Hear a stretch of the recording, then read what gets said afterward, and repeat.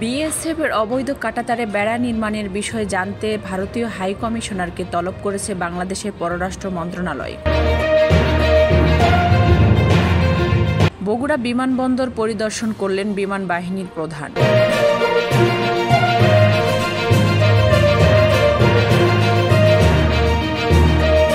বিজিবির সাথে সাধারণ জনগণ প্রতিহত করায় বিএসএফ পিছু হটেছে বলে মন্তব্য করেছেন স্বরাষ্ট্র উপদেষ্টা। সশস্ত্র বাহিনী বিচারিক ক্ষমতা আরও 2 মাস বাড়িয়ে প্রজ্ঞাপন।